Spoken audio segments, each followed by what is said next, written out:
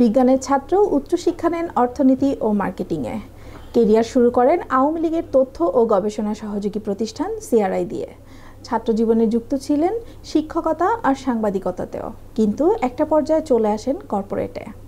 গ্রামীণফোনের brand marketing ও digital সার্ভিসে 1 দশকের কেরিয়ার পার করে শুরু করেন নিজস্ব প্রতিষ্ঠান কন্টেন্ট ম্যাটার্স।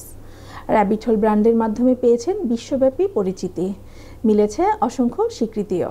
বর্তমানে আছেন কন্টেন্ট ম্যাটার্সের প্রধান নির্বাহী ও অনলাইন নিউজ পোর্টাল সারাবাংলা.নেটের ব্যবস্থাপনা সম্পাদক হিসেবে। আজ আমরা কথা বলবো ASM রফিকুল্লাহ রোমেল সানার সঙ্গে। কেমন আছেন আপনি? আছি, আপনাকে অসংখ্য ধন্যবাদ। আপনাকে স্বাগতম সারাবাংলা প্রেজেন্টস ভেঞ্চার টু ভিক্টরির আজকের এই পর্বে। সবার আগে জানতে চাই আপনার সম্পর্কে, আপনার জন্ম, বেড়ে ওঠা, পড়াশোনা। আমার জন্ম ঢাকাতেই, ঢাকার হলি ফ্যামিলি হসপিটালে জন্ম। যেহেতু বাবা সরকারি চাকরি করতেন, সেই জন্য জন্মের সপ্তাহখানেকের মধ্যেই আমি চাঁদপুর শহরে চলে যাই এবং এরপরে কিছুদিন 2 বছর পর্যন্ত সেখানেই ছিলাম। তারপর সেখান থেকে আবার চাকরি সূত্রে বাবা দেশের বিভিন্ন স্থানে কাজ করেছেন। আমি মা সহ ঢাকায় চলে এসেছি এবং একটা সময় এসে ল্যাবরেটরি স্কুলে ভর্তি হলাম, গভর্নমেন্ট ল্যাবরেটরি হাই স্কুলে, ক্লাস 1-এ।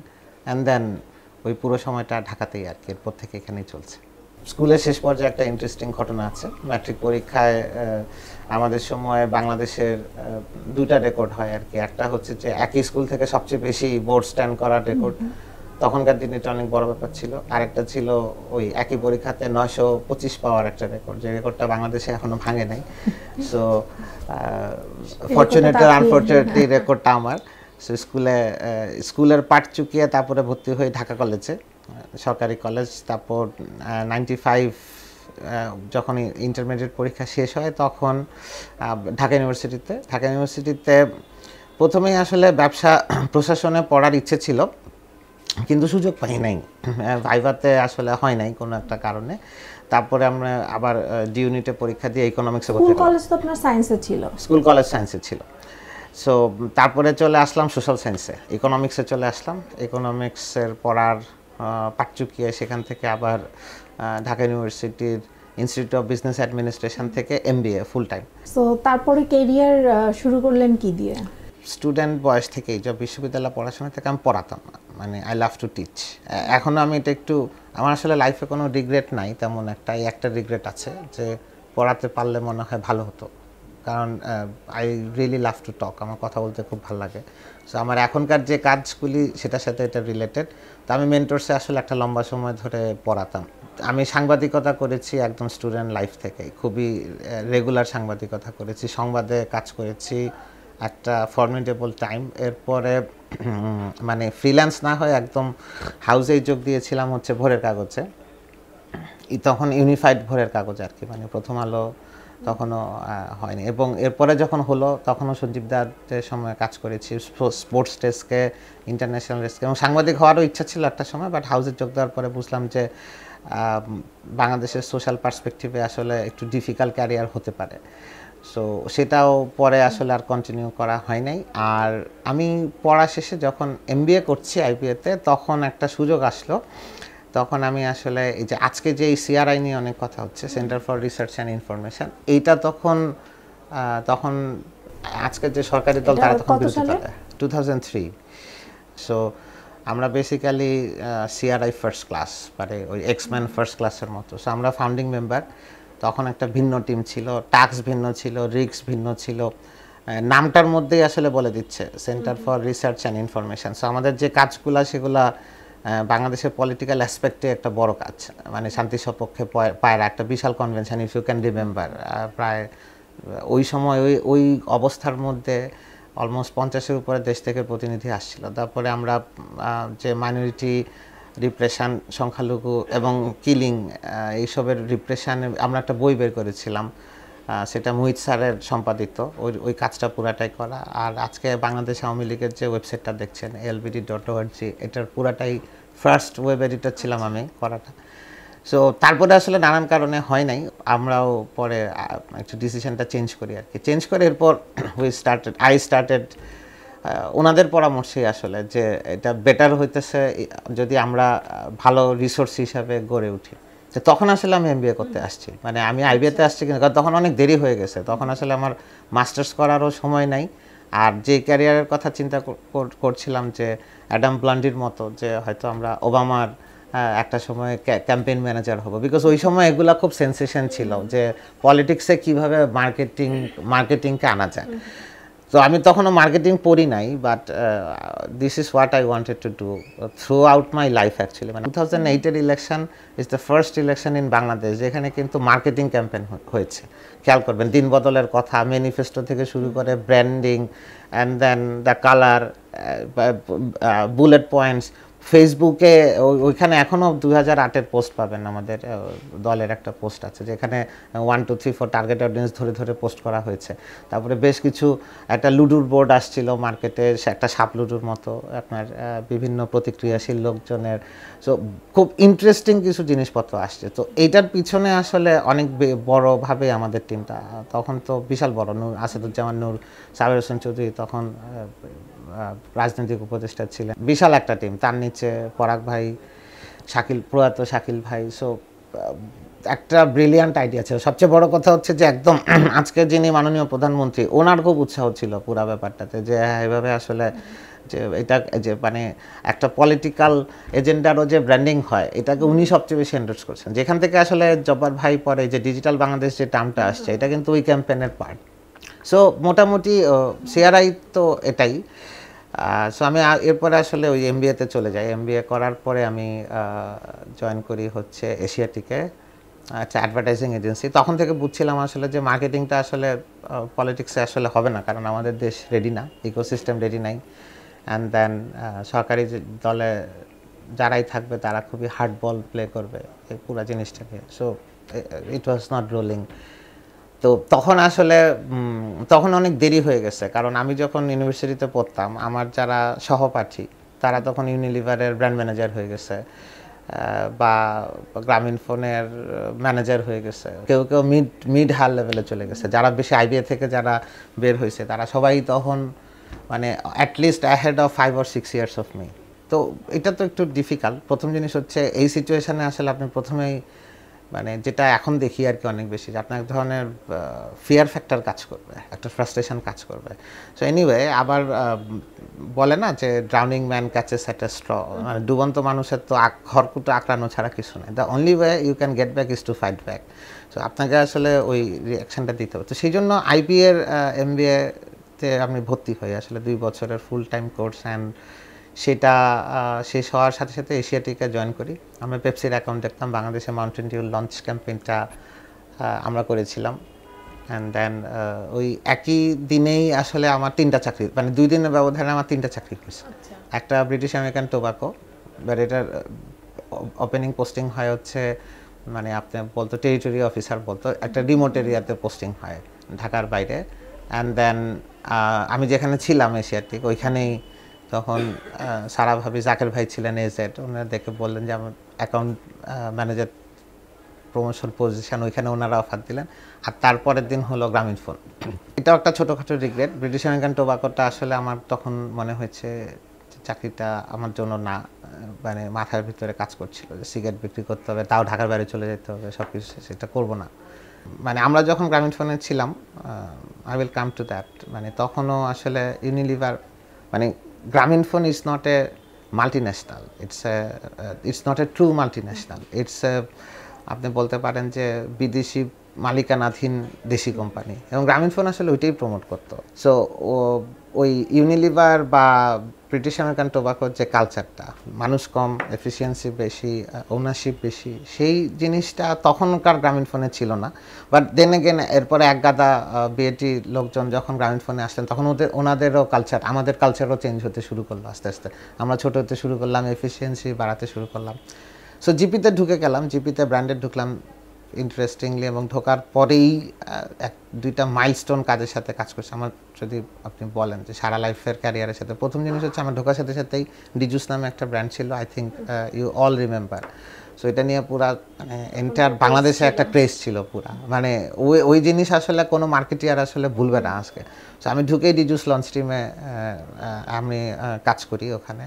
সো এটা লার্নিং এক্সপিরিয়েন্স হিসেবে খুবই ভালো। এরপরের যেটা সেটা আমার এন্টায়ার ক্যারিয়ারের one of the main turning point or what ever significance বলতে পারেন, সেটা হচ্ছে গ্রামীণফোনের ব্র্যান্ড রিলঞ্চ। এই লোগোটা তো ছিল না আগে, তো একটা লাল সবুজ ফোন ছিল, অন্য লোগো ছিল। সো ইট ওয়াজ এ মানে মনুমেন্টাল থিং দ্যাট হ্যাপেন্ড। একদিনের মধ্যে আমরা পুরো বাংলাদেশের ব্র্যান্ডিং চেঞ্জ করে ফেলছিলাম, মানে সারা দেশবাসী সকালবেলা উঠে একটা ম্যাজিক দেখেছে। সো দ্যাট ওয়াজ এ মানে honestly speaking one of the memorable ঘটনা আর কি। এরপরে আমি লম্বা সময় জিপিতেই ছিলাম। ওই ঘটনার পরে ব্র্যান্ড থেকে বের হয়ে সার্ভিসে চলে আসছি। সো ডিজিটাল সার্ভিস, এই এখন পিছনে যা দেখতেছেন এগুলি সব গ্রামীণফোন।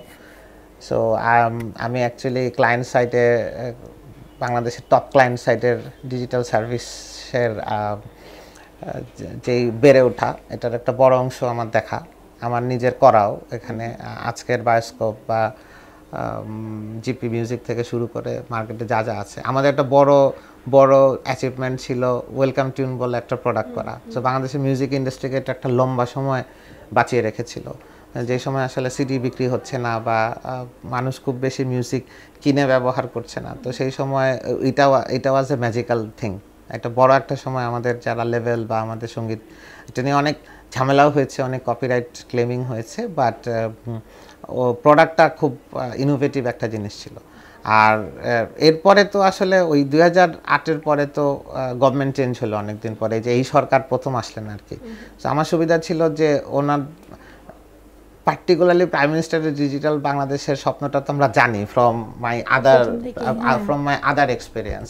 তো ওখানে কাজ করতে খুব সুবিধা হচ্ছিল, বিকজ গ্রামীণফোন এই ডিজিটাল বাংলাদেশের যে ব্যাকবোন আর পিলার, সেখানে one of the major contributor. এবং জিপির ভিতরে অ্যাকচুয়ালি আমার ডিপার্টমেন্টটা, বিকজ আমরা ভ্যালুয়েটেড সার্ভিস আর ডিজিটাল সার্ভিস নিয়ে কাজ করতাম। সো আমরা সিআইসি করেছিলাম, কমিউনিটি ইনফরমেশন সার্ভিসের প্রধানমন্ত্রী নিজে উদ্বোধন করেছেন, যেখান থেকে আমাদের গ্রাম্য মহিলারা, আমাদের মারা তাদের বিদেশে থাকা সন্তানদের সাথে স্কাইপি দিয়ে চ্যাট করতেন। আই এম টকিং অ্যাবাউট 2009, তখনও 3G ঠিক মতো রোল আউট হয় নাই কিন্তু। সো এই প্রথম দিকে বা হচ্ছে আপনার এই যে ম্যাট্রিক ইন্টারমিডিয়েটের রেজাল্ট SMS-এ চলে আসলো, অ্যান্ড দেন IVR সার্ভিস আসলো। আপনি কৃষকরা হেল্পলাইন ছিল 789, এগ্রি লাইন ছিল if you can remember. So অনেক আগেই যখন মানে বাংলাদেশ আসলে খুব সেকেন্ড লেভেল টেকনোলজি অ্যাডভান্সমেন্টে যায়ও নাই, তখনও কিন্তু আমাদের একটা নিজস্ব ইকোসিস্টেম তৈরি হয়ে গেছিলো নিজেদের মতো করে, আমাদের যেটাই ছিল আর কি। বলে না যার যা আছে সেটা নিয়েই তো ঝাঁপাই পড়তে হবে। সো ওইটা নিয়ে আসলে আমরা ঝাঁপাই পড়ছিলাম। গ্রামীণফোন এটা অফকোর্স এটার সাথে বাংলাদেশ চায়, বাট দেন এগেইন পুরাপুরি তো না আসলে। দুই নম্বর হচ্ছে সিদ্ধান্তের মধ্যে আমরা দেখতাম যে যেই সময় আমাদের একটু এই মার্কেটে এগ্রেসিভ হওয়া লাগতো, স্পেশালি মানে induction to the international market, যেখানে আসলে বড় একটা কন্টেস্ট হয় আসলে। তো সেই কন্টেস্টের জায়গায় তো বাংলাদেশকে রেডি হইতে হইতো, সেটা তো সবাই বলছে, প্রাইম মিনিস্টার বলছিলেন, নীতি নির্ধারকরা বলছিলেন। সো এই যে ইন্ডিয়া চায়না যে আমাদের মার্কেটটা বিভিন্ন জায়গায় নিয়ে গেছে, আমরা প্রায় দেখবেন যে সোশ্যাল মিডিয়াতে প্রায় দেখবেন ইন্ডিয়া এই নিয়ে গেছে, ওই নিয়ে গেছে, রেমিটেন্স নিয়ে গেছে। সো এটা শুনলে মনে হয় যে ইন্ডিয়া কি জানি একটা ভুল করেছে, কিন্তু ব্যাপারটা তো তা না আসলে। ওরা নিয়েছে বিকজ দে আর্ন ইট, আমরা রেডি ছিলাম না, দে আর্ন ইট অ্যাকচুয়ালি। তারা তাদের রেডিনেস, তাদের ইকোসিস্টেম, তাদের রিসোর্স প্ল্যানিং, তাদের ক্যাপিটাল ইনপ্লান্স, তাদের সঠিক সময়ে সঠিক সিদ্ধান্ত নেওয়ার ক্ষমতা, and of course network connection, government, এগুলি এটা তো পার্ট অফ দ্য বিজনেস। এটা কেউ তো এটার বাইরে না, দুনিয়ার কেউ তো এটা না করে তো আর কেউ নাই আসলে, তাই না? সো ওই জায়গাটা আমাদের তখন খুবই খারাপ অবস্থা আর কি, মানে অনেস্টলি স্পিকিং এখন যে অবস্থা তার চেয়ে অনেক পিছায়। সো তখন আসলে আমি একা না অবশ্যই, অফকোর্স না, আমাদের অনেকেই চিন্তা করা শুরু করে যে আমাদের কিছু লোকাল ব্র্যান্ড প্রডিউস করা উচিত। আমরা ইন্ডাস্ট্রি ব্র্যান্ডিং বলি না। সো গ্রামীণফোন থেকে ধরেন ওয়েলকাম টিউন, এটাতে আমাদের music industry as a ecosystem খুব খুশি, কিন্তু সমস্যা হচ্ছে যে কেন আসলে দেশীয় OTT আসতেছে না, কারণ নেটফ্লিক্স তো তখনই মার্কেটে আসে, স্পটিফাই, আমাদের Telenor, I was part of the team, Telenor global music টিমের আমি একজন মেম্বার ছিলাম। So we had a workshop in first in Istanbul and then in Oslo, নরওয়েতে। সো এই যে ডিসকাশনগুলো শুনছিলাম, সো তখন আসলে আমাদের সাথে যারা ইন্ডিয়ান কাউন্টার পার্ট ছিল, দেখলাম ওরাও অনেক অ্যাডভান্স, ওরা তখন গানা বের করে ফেলছে, ওদেরও আগায় গেছে। পাকিস্তান টেকনোলজিটা জানে, ও বের করবে এরকম একটা, আর আমাদের অবস্থা আমরা কিছুই জানি না, টেকনোলজি তো জানিই না, কন্টেন্ট জানি টুকটাক অফকোর্স, কিন্তু সেটাকে আসলে কিভাবে আমরা মানে একটা 360 প্যাকেজিং করব, কারণ এটা তো আসলে করলেই হবে না, কারণ আপনার মার্কেট আছে কিনা, টার্গেট অডিয়েন্স বুঝতে হবে, টেকনোলজি ওইভাবে সেট করতে হবে। সো পুরো জিনিসটা অনেক ইটস নট ইজি আর কি, মানে শুধু ইনভেস্ট করলেই হয়ে যাবে তা না, বিকজ পুরাটা নতুন জিনিস। ওই সময় থেকে কি ভাবছিলেন যে নিজের কিছু একটা করা দরকার? হ্যাঁ, মানে নিজে বা কে সেটা যেটা ওই সময়ের বড় ভাবনাটা ছিল যে করতে হবে। সো গ্রামীণফোন থেকেই করার চেষ্টা করেছিলাম আসলে। সো এটা হয়নি আমি আসলে বলবো না, জিপি মিউজিক তো আমরা লঞ্চ করেছি আসলে, সেটার মতো হয়েছে, কিন্তু এক্স্যাক্ট আমরা ঠিক যেইভাবে যেতে চাচ্ছিলাম সেটা আসলে হচ্ছিল না, বিকজ এটা একটু ডিফিকাল্ট। মানে এই চিন্তাটা আসলে সবসময় খুব মানে ইম্পার্শিয়াল চিন্তাও না, যে আপনি একটা প্ল্যাটফর্ম করবেন অ্যান্ড দেন কোনো বিদেশি কন্টেন্ট ঢুকতে দিবেন না। টেকনোলজিটাই ওপেন, মানে আপনি তো ইউ ক্যানট ব্লক স্যাটেলাইট আসলে। হ্যাঁ, এই যে অ্যাডভার্টাইজমেন্ট নিয়ে কিছুদিন আগে, ইউ ক্যানট, মানে যে মুহূর্তে আপনার ডিশ অ্যান্টেনা খুলে দিচ্ছেন, 93 সাল আমাদের পরীক্ষা CNN আসলো ফার্স্ট। সেই গ্লোবাল কম্পিটিশনের জন্য গ্রামীণফোন তার মতো রেডি হচ্ছে, কিন্তু আমরা তো রেডি হচ্ছি না, আমাদের ইকোসিস্টেম রেডি হচ্ছে না।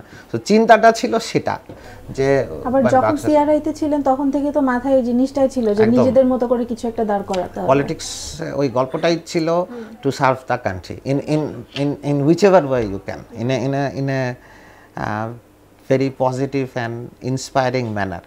সো সেটা আপনি পলিটিক্স করেন আর ব্যবসা করেন আর যেটাই করেন। সো আরেকটা সত্যি কথা হচ্ছে, জিপিও আসলে ওখানে যারা লিডার ছিলেন, ওই লিডাররাও বা ওখানে যারা সহকর্মী ছিলেন তারা অনেক বেশি ইন্সপায়ার করছিলেন, ইনফ্যাক্ট যারা বাইরে থেকে আসতেছিলেন তারাও। তো আমাদের একটা নিয়ম ছিল 10 বছর হয়ে গেলে, 10 বছর 6 মাস হয়ে গেলে আমাদের প্রভিডেন্ট ফান্ড গ্র্যাচুইটিগুলো ম্যাচিউর হয়ে যায়। সো আপনি তখন আসলে সেকেন্ড স্টেপে যাওয়ার চিন্তা করতে পারেন। তো ওখান থেকে আমি ফার্স্ট স্টেপ বের হয়ে 3 মাসের মাথায় আমাদের একটা ইনভেস্টমেন্ট প্ল্যান ছিল, সেটা আমরা এই যে কোম্পানিটা, এটার যারা ইনভেস্টার তাদেরকে পিচ করি ফার্স্ট। আমরা না, আমি আসলে, কারণ তখন কেউ নাই। সো ওনারা মানে অনেকটা নিমরাজি অবস্থাতে এটা স্টার্ট করেন, বিকজ যে জিনিসটা আমি পিচ করছি বাংলাদেশে এটা আগে কখনো হয় নাই।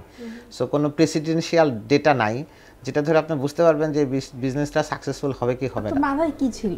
মাথায় ছিল যে একটা ডিজিটাল প্ল্যাটফর্ম করব, যেটার মধ্যে দিয়ে 100% বাংলাদেশি কন্টেন্ট সেল করব। তো প্রথমে এই নাম নিয়ে অনেক কথাবার্তা শুরু হয়ে গেল। তো তখন আমরা ওই এবং এই কোম্পানিটাতে আসলে বাংলাদেশের স্বনামধন্য সবাই আছেন, বিজ্ঞাপনী সংস্থা থেকে শুরু করে corporate. So everybody is part of content matters, এখানে যারা অংশীদার।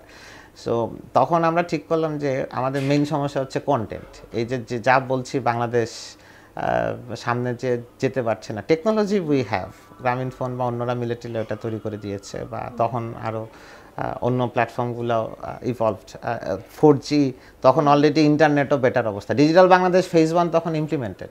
So technology is not a barrier anymore, সবার smartphone penetration is high.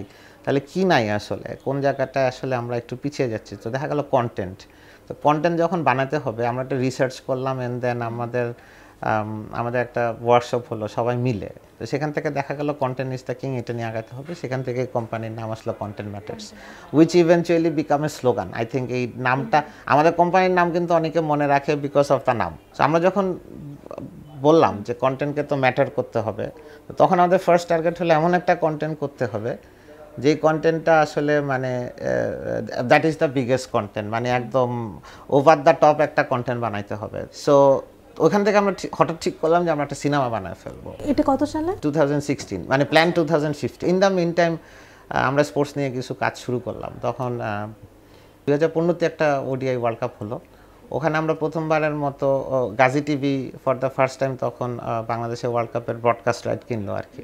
So আমরা ওখানে কিছু এক্সপেরিমেন্ট করলাম যে আসলে ডিজিটালে কীভাবে খেলা দেখানো যায়। তো একদম ডাইরেক্ট স্ট্রিমিংয়ের জিনিসটা আমরা তখনও পুরাটা বুঝে উঠতে পারি নাই, কারণ গ্রামীণফোন যেভাবে খেলা দেখা, অফকোর্স ওই অবস্থায় আমরা ছিলাম না তখন। তো আমরা কিছু এক্সপেরিমেন্ট করেছি সেখানে, আর আমরা ওই খেলার মানে পুরান জেনারেশন SMS এর থ্রুতে অ্যালার্ট দেওয়া এই টাইপের কিছু কাজ করছিলাম। বাট আমাদের বিগ ভিশনটা তখন অন্যদিকে। অলরেডি 2015-এ উই থট যে একটা সিনেমা বানায় ফেলতে হবে। কন্টেন্ট ম্যাটার্স, যেহেতু কন্টেন্টকে ম্যাটার করে দেখাইতে হবে, যাতে অডিয়েন্স এসে বলে কন্টেন্ট ম্যাটার্স। আমরা বললে তো আসলে হবে না, আমার কাস্টমারকে বলতে হবে। তো সেই চিন্তা থেকে আমরা with no background of cinema producing and everything, আমরা আয়নাবাজি বলে একটা ছবি বানানোর দিকে হাত দিলাম। অমিতাভকে আনা হলো, ও ফার্স্টে রাজি হচ্ছিল না, যে বিকজ ও শাওন ভাই ছিলেন, আদিল ভাই ছিলেন, আমান ভাই ছিলেন। অমিতাভ খানের কারণ হচ্ছে হি ইজ অ্যাবসোলুটলি মানে out of the world perfect for this job, academically very strong, he has a background, Pune film institute থেকে আসা। অ্যাডভার্টাইজমেন্ট যখন বানাচ্ছিল, অমিতাভ বাংলাদেশের first disrupter in advertisement, so ওর প্রুভেন ট্র্যাক রেকর্ড আছে। আপনি একটু খেয়াল করেন আসলে মানে জিনিসটা কীভাবে আসছে। অ্যান্ড দেন ক্রিয়েটিভিটিতে যদি দেখেন, অলরেডি তখন আমাদের ইন্ডাস্ট্রি সব ক্রিয়েটিভ সিঙ্কগুলো ওদের হাতে করা, অ্যান্ড শাওন ভাই ওয়াজ ভেরি কমফোর্টেবল, আদিল ভাই, it was a blast of course. And then এটারও অনেক, সেটা বলতে গেলে আসলে ওইটা নিয়ে 2 দিন কথা বলতে হবে, বিকজ বাংলাদেশে সিনেমা হল ছিল 200-র উপরে, মোরললেস 160 থেকে 70টা হলে রেগুলার ছবি রিলিজ হয়। সো আমরা যখন 2016 সালের 30শে সেপ্টেম্বর শুক্রবার আয়নাবাজি ফার্স্ট লঞ্চ করতে গেলাম, তখন আমরা হল পাইলাম হচ্ছে 7টা, বিকজ আমাদের ছবি কেউ নিতে চায় না, সবাই বলতেছে আর্ট ফিল্ম, ওই এটা ওইটা বিকল্প ধারা সুস্থ নিবেই না আসলে। হ্যাঁ, সো ছবির তো অনেক ব্যাপার স্যাপার থাকে, মানে প্রডিউসারদের জন্য নাইটমেয়ার আর কি, বিকজ ডিস্ট্রিবিউটারের যে প্রেশার, এবং মার্কেটে অনেক এখনও আছেন, তখন অনেক বেশি ছিল, অনেক ওখানে একটা একচিটিয়া মনোপলি মার্কেট আছে আর কি, তো তাদের সাথে ওই লড়াইটাও আসলে করা যায় না। সো অনেক জায়গায় আসলে প্রডিউসাররা বাধা, সে এটা এইভাবেই করতে হবে। তো ওই 7 হল থেকে শুরু করা আয়নাবাজি কিন্তু 3rd উইকে কিন্তু 70 হলে উঠে গেছে, because of the I think you all remember unique content. এবং শুধু ইউনিক না, মানে মার্কেটের এই লেভেলের ডিসরাপশন তো কখনো হয় নাই। হ্যাঁ, মানে পত্রিকা নিউজ আসতেছে যে সাকিব আল হাসান আয়নাবাজির টিকিট পাচ্ছেন না, বাংলাদেশ তখন শ্রীলঙ্কার সাথে সিরিজ খেলতেছে, অ্যান্ড দেন প্রতিদিন হাজার হাজার লোক যাচ্ছে, everybody is talking about it. Enter social media যদি আপনি দেখেন, অলমোস্ট 90% শেয়ার অফ ভয়েস খালি আয়নাবাজির, এছাড়া কোনো কথাই হতো না। এবং অনেক দিনের মধ্যে এরকম ঘটনা কিন্তু আর এরপরে অনেকবারও হয়েছে, বাট আমার মনে হয় আপনিও একমত হবেন যে এরপরে ঘটনাটা অনেক regular, but we started it strongly. এটা আমার জন্য ওই গ্রামীণ ফোনের পরে কন্টেন্ট ম্যাটার্সে এটা ছিল প্রথম big leap. But having said so, এই টোটাল আয়নাবাজির এক্সপিরিয়েন্স থেকে আমাদের ইনভেস্টারদের যেটা মনে হলো যে এখানে যে পরিমাণ সময় এবং রিস্ক এবং আরও আদার থিং ফেস করে যেই প্রফিট আসছে, সেটার চেয়ে আসলে আরেকটু এফেক্টিভ এবং এফিশিয়েন্ট ওয়েতে কাজ করা উচিত। বাই দ্য টাইম যখন ওই আমাদের core partner Gazi group GTV যখন খেলা দেখানো শুরু করলো, আমরা তখন কিছু ইন্টারেস্টিং ফিগার পাচ্ছিলাম। As a CEO of this company, মানে আমি আসলে আয়নাবাজিতে আমার পার্ট কিন্তু খুব সিম্পল, আমার কাজ একদম মানে ফাইন্যান্স অ্যান্ড আদার্স থিং, মানে দাপ্তরিক, আমি কিন্তু সিনেমা মানে একদম গ্রাউন্ডের লোক না। সো তখন আমার কাছে মনে হয়েছে যে ওকে, কন্টেন্ট ম্যাটার্সে সিওর তো আসলে তার নিজের একটা গ্রাউন্ড ওয়ার্ক থাকা দরকার, সিনেমাতে of course I was part of it, no issues. And then আমরা আসলে পিচ করলাম যে সিনেমা যেহেতু কন্টেন্ট ওই জায়গাটা আসলে কাজ করে নাই, আমরা একটা জায়গায় সফল, আমরা ডিসরাপশন ক্রিয়েট করতে সাকসেসফুল হয়েছি 100 না 200%, কিন্তু it is not a sustainable business. তখন আমরা সাস্টেনেবল বিজনেস মডেলের জন্য আমরা চিন্তা করলাম আমরা টেকনোলজিতে এখন ঢুকবো। দেন এগেইন আবার ওই যে একসাথে সবাই বসে তখন এই নামটা আসলো র্যাবিট হোল, যে এবং আইডিয়া এই ফার্স্ট এটা 2016-ই, মানে আয়নাবাজি 3 মাসের মাথায় 2016 শেষের দিকে উই থিঙ্ক যে ওকে আমরা তো আসলে টুকটাক খেলা দেখাচ্ছি, and then why not through a proper OTT. তো র্যাবিট হোল নামটা ঠিক করা হলো এই কারণে যে শুরুর দিকে আসলে আমরা খালি স্পোর্টস করবো এটা বুঝি নাই, সো এমন একটা নাম দেওয়া হয়েছে যেটা একটু মিস্টিরিয়াস, একটু ট্রেন্ডি, একটু ক্যাচি এবং অনেক বেশি youthful. So brand is very important নামটা। তো ওইটা দিয়ে আমাদের যাত্রা স্টার্ট, অ্যান্ড দেন তারপর তো আমরা অ্যাকোয়ার করা শুরু করলাম কন্টেন্ট। আমরা আস্তে আস্তে বাংলাদেশের খেলা তো দেখাচ্ছিলামই, বাংলাদেশের বিসিবির হোম সিরিজ। আমি আপনাকে খুব প্রাউডলি বলতে পারি অ্যাকচুয়ালি যে ওই যে লড়াইটা, যেই চিন্তা 10 বছর আগে হয়েছিল, এই ফার্স্ট কন্টেন্ট ম্যাটার্স এবং র্যাবিট হোলে এসে আমরা সেটার একটা ইমপ্লিকেশান দেখতে শুরু করলাম। তো এই যে স্পোর্টসের বিজনেসটা, এই বিজনেসটায় র্যাবিট হোল এবং জিটিভি আসার আগ পর্যন্ত এটা একচ্ছত্র বিদেশি মার্কেট, কখনো স্টার, কখনো নিম্বাস, কখনো হুয়েভার। সো আমরা এই জায়গাতে আমরা একটা কাউন্টার রেজিস্ট্যান্স স্টার্ট করি ফার্স্ট। এখন যেমন আমরা সবাই মোবাইলে অভ্যস্ত, সব কন্টেন্ট আমরা মোবাইলে দেখি, কিন্তু ব্যাক ইন 2013 তো বিষয়টা এরকম ছিল না, এত বেশি না। সো আপনারা এই ভিশনটা দেখেছিলেন, এটা মানে কিভাবে আপনাদের মাথায় আসছিল যে এই জিনিসটা এত বেশি সাকসেসফুল হবে? আমি একটা কথা বলেছিলাম একটু আগে, ইকোসিস্টেম। আপনাকে আসলে বুঝতে হবে যে ওয়ার্ল্ড আসলে কোন দিকে ধাবমান হচ্ছে। মানে চেঞ্জটা এত দ্রুত না, আপনি টেরও পাবেন না। মানে আগে তো ওই যে ফিতার ক্যাসেট ছিল, কখন যে ফিতার ক্যাসেট থেকে এলপি হয়ে সিডি হয়ে সিডি শেষ হয়ে ওইটা মানে MP3 হয়ে গেছে, উইন্যাম্প, এটা কিন্তু কেউ টের পায় না। আমার মনে হয় আপনি অনেক ভালো বুঝবেন জিনিসটা, বিকজ আপনাদের সময় কিন্তু এই ট্রানজিশনটা পুরাটা হয়েছে। সো আপনি একটা দেশ ফাস্টেস্ট গ্রোয়িং ইকোনমি না, এই যে আমাদের ইকোনমির কথা, যে fastest growing economy, and then handset পেনিট্রেশনে আমরা সাউথ ইস্ট এশিয়ার মধ্যে সেকেন্ড লার্জেস্ট। তখন পাকিস্তান একটু আগায় ছিল আমাদের থেকে, বাট ভ্যারাইটি অফ হ্যান্ডসেটে ফার্স্ট। এই যে ইকোসিস্টেমটা, ঘরে ঘরে আপনার স্মার্টফোন ঢুকে গেছে, ইন্টারনেট বাড়তেছে, এবং ইন্টারনেটটা আরোই বাড়তো। আমি তো আমার নিজের এক্সপিরিয়েন্স থেকে জানি যে 2008-এ আসলে ওইখানে কি লেখা আছে। সো ওইখানে তো দেশ যাবেই ultimately. I know this because I was also part of it. So it was exactly the right time, যখন আমরা জানি যে এটা একটা মানে প্রপার শার্প শুটিং টার্গেট, যে এমন একটা ডিজিটাল প্রোডাক্ট যেটার ইকোসিস্টেম আসলে তৈরি হয়ে গেছে। এখন ওই যে কন্টেন্ট দিতে হবে, content. So what is the killer content? এই আমরা অনেক রিসার্চ করে বাইর করলাম যে এই দেশের, ইন দ্য মিন টাইম তো হয়েছে বাংলাদেশ তো ডেমোগ্রাফিক ডিভিডেন্ড, মানে 18 থেকে 35 বছর পর্যন্ত জনসংখ্যার 65% অলমোস্ট। সো এদেরকে কন্টেন্ট দিলেই তো আসলে আপনার হয়ে গেল জিনিসটা। তো তখন আমরা যেটা করলাম যে আমরা রিসার্চ ডেটা পেলাম যে স্পোর্টসের চেয়ে বড় কোনো কন্টেন্ট আসলে আর নাই। তখন আমরা 100% ফোকাস ওখানে নিয়ে আসলাম, and then we started doing it. So actually with a zero marketing cost, আমাদের কিন্তু দেখবেন কোনো টিভিসি পত্রিকার বিজ্ঞাপন কিচ্ছু নাই। সো র্যাবিট হোলকে মানুষ আদর করে রাব্বি হোটেল ডাকে। দিস ইজ আ মানে খুব সো লাভলি আ থিং। মানুষ ওই গ্রামে, আমি নিজে দেখেছি সাতক্ষীরাতে একটা লুঙ্গি পরা মাঠের ভিতরে একটা খালি গা ছেলে দৌড়াতেছে, বলতেছে রাব্বি হোটেল, রাব্বি হোটেল। আমি বলছি যে কিসের কথা বলছে আসলে। সো পরে যে দেখলাম একটা মোবাইলের মধ্যে, তখন আমরা ইউটিউবে খেলা স্ট্রিম করতাম, সো র্যাবিট হোল দেখতেছে।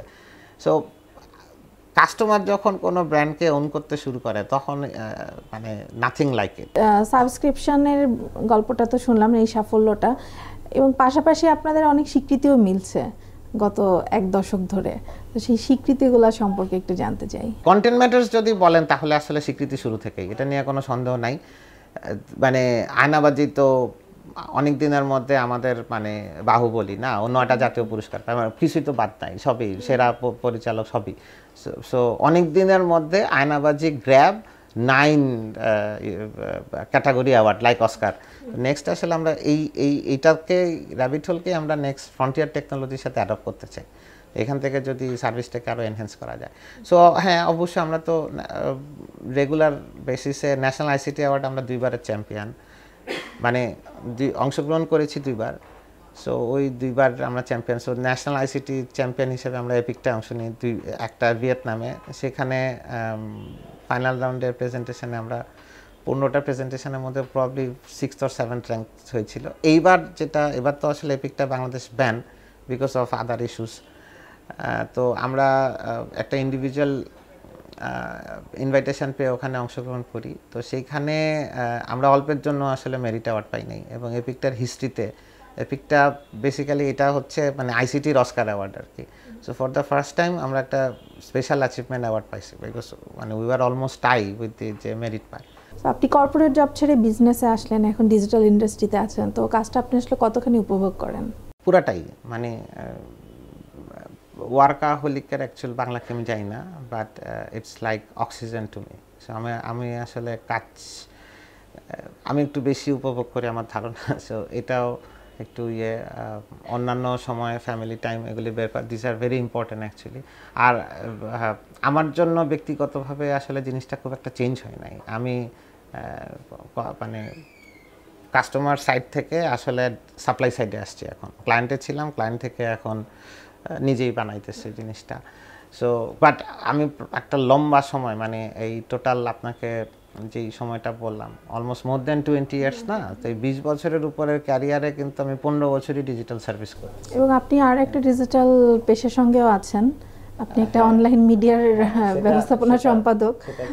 যেটা হয় আর কি, যে ধরেন আমরা যখন মিডিয়া টেকনোলজির ব্যাপারটাই হচ্ছে এরকম, মানে আপনি যখন একটা স্পোর্টস ওটিটি করা শুরু করবেন, সো আপনার ইনভেস্টরদের মধ্যে তখন আসলে এক্সপেকটেশন তৈরি হতে শুরু করবে যে why not another news OTT আর মিডিয়া ওটিটি।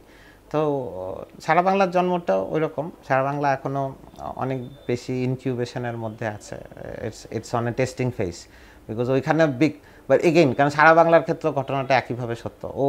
ওইটা ও আসলে কখনো মানে প্রথম আলো হইলেও হবে না, ওকে ডিসরাপশনের মধ্যে দিয়ে যেতে হবে। সো ওই ডিসরাপশনের জন্য সারা বাংলার ইনভেস্টাররা যখন রেডি, তখন আমরা ওইখানেও একই জিনিস সেম প্রপার, বাট এগেইন সারা বাংলা অনেক বেশি ডিজিটাল সেন্ট্রিক শুরু থেকে। আমার এখনও মনে আসে সারা বাংলা মার্কেটে সোশ্যাল ফার্স্ট বলে একটা কনসেপ্ট চালু করেছিল, যে নিউজ পুরাটা যাওয়ার আগে সোশ্যাল মিডিয়া ব্রেকিং চলে যায়। তো অ্যামেজিং কিছু সারা বাংলারও বেশ কিছু ডিসরাপশন আছে, বাট ম্যাস স্কেলে না, মানে যেভাবে র্যাবিট হোল আছে। আপনার নিজেকে এই পর্যায়ে কতখানি সফল মনে হয়? কতটা সফল এটার উত্তর অনেক আপেক্ষিক আসলে। মানে man can only set their own parameter of success. So মানে ধরেন আমরা বাংলাদেশের 1 নম্বর OTT, so actually what do you expect? তো আমরা তো অবশ্যই সফল, কিন্তু আমার কাছে যেটা মনে হয় যে from the point of containment, যে আপনি কতটুকু আসলে সন্তুষ্ট with what you are having, সেই জায়গায় আসলে লং ওয়ে টু গো। মানে আমরা অ্যাজ এ ইকোসিস্টেম কিন্তু আমরা এখনও, ওই যে আপনি যেটা বলছিলেন চ্যালেঞ্জ, এই ইকোসিস্টেম ওয়াইজ কিন্তু আমরা বেরোতে পারি না এখনও। আমাদের কিন্তু সিভিয়ার মানে অনেক কিছু, মানে শব্দটা সিভিয়ার বলে ফেলছি আর কি, আমাদেরকে অনেক কাজ করতে হবে। সরকারের উপরের অংশে ভিশনটা খুব ক্লিয়ার, নাহলে স্মার্ট নামটা আসতো না। কিন্তু স্মার্ট বাংলাদেশ করার জন্য যেই ব্যাপারটা, এই স্মার্ট বাংলাদেশের গল্পের জন্য ওখানেও আসলে যেই ধরনের সিঙ্ক দরকার, যে ইকোসিস্টেম অনেক বারবার অলরেডি 8-10 বার বলে ফেলছি ইকোসিস্টেম শব্দটা, সেটা তৈরি করার জন্য বিভিন্ন এলিমেন্টের মধ্যে আসলে কোঅর্ডিনেশন আমাদের নাই এখনও, বা যতটুকু আছে সেটা ইনাফ না। So government policy and then trade body, so সেটার সাথে একাডেমিক ফর এক্সাম্পল, বা তো এই যে রিসোর্স তৈরি করতে হবে, মার্কেটে তো এনাফ রিসোর্স নাই।